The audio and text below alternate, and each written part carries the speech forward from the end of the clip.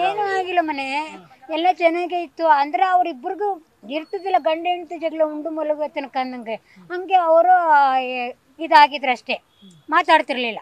ಆ ಮಾತಾಡ್ತಾ ಇದ್ದಾಗ ಇವಳು ಅಯ್ಯೋ ಬಿಡೋ ತೆಗೆಂದ್ಬಿಟ್ಟು ಅವಳು ಪಾಡ್ಗಿದ್ಲು, ಇವಳು ಪಾಡ್ಗಿದ್ಲು. ಈಗ ನಾವು ಏನು ಅಂತ ಹೇಳೋಕ್ಕದ, ನೆನ್ನೆ ತಾನೇ ಬಂದು ಅವಳಿಗೆಲ್ಲ ಊಟ ಮಾಡ್ಕೊಂಡು ಇದು ಮಾಡ್ಕೊಂಡು ನನ್ನ ಮಗ ತೊಗೊಂಡೋಗಿ ಬಸ್ ಹತ್ತಿಸ್ಬಿಟ್ಟು ಅವಳನ್ನ ಬಂದದೆ.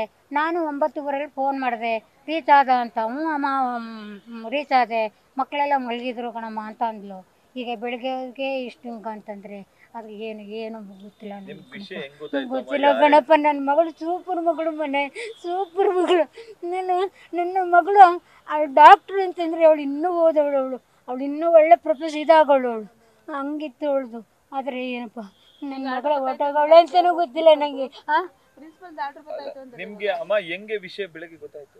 ಬೆಳಗ್ಗೆ ಯಾರು ನನ್ನ ಶ್ರೀಕಾಂತನಿಗೆ ಹೇಳ್ತು, ಅಮ್ಮ ಬಾವಿಂಗೆ ಫೋನ್ ಮಾಡ್ತು ಅಂತ, ಹೊಟ್ಟೋಗಳು ಕಣ ಅಂತ ಫೋನ್ ಮಾಡ್ದು ಕಣಮ್ಮ ಅಂತಂತು.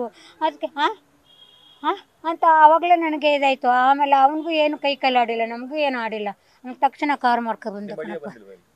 ಅಯ್ಯೋ ನಾನು ಅಳಿಯನ ಅವ್ನ ಪಾಡ್ಗೆ ಅವ್ನು ಮಜಾಗವನು ಬಿಡು, ಮಜಾಗವನ ಬಿಡು, ಅವ್ನು ಮಜಾಗವನು ಬಿಡು, ಮಜಾಗವನು ಎಣ್ಣೆ ಕಣ ನೋಡ್ರಿ ಚೆನ್ನಾಗಿರ್ಲಿ ಬಿಡಪ್ಪ. ಏನು ಮಾಡೋಕ್ಕಾಗಲ್ಲ, ಏನು ಮಾಡೋಕ್ಕಾಗಲ್ಲ.